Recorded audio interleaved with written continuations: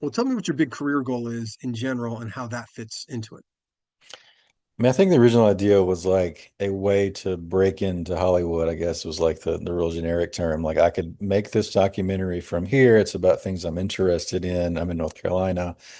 And I done a bunch of interviews, so I saw a few documentary filmmakers making documentaries without talking heads. So I could do the interviews over the phone or over Zoom, find the footage myself, work with some archival people, make it mostly fair use, and make it at least like make the whole movie without having to raise a ton of money to do it.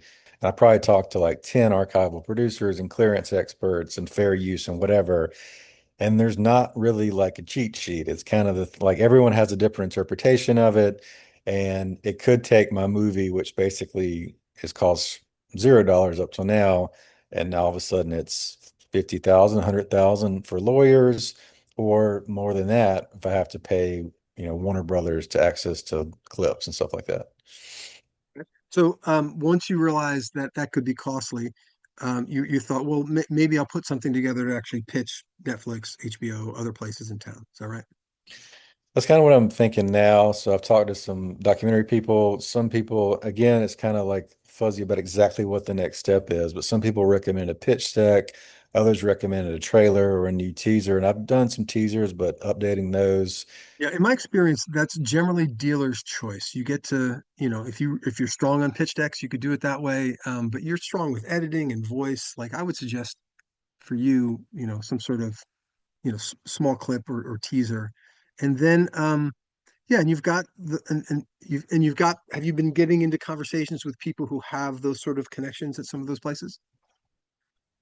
A little bit. I mean, through the podcast, I've got more on the other side of Netflix. So like we come with a list of maybe 15 people, but they're more like PR people. So they're on the other end of like they're not on the buying list. Yeah, so I think for you getting into conversation with the people that you're friendliest with, and there's that old adage, if you want money, you ask for advice. If you want advice, ask for money. And so you're not asking them to, hey, can you walk this into your contact? You just say, hey, I've got this project. Um, and do you happen to know somebody, maybe at Netflix or whatever, who might be interested in this? And if so, what would be a good way for me to approach them? So you're really asking for advice on how to move forward. And then if then they can just give you advice or be like, I don't know.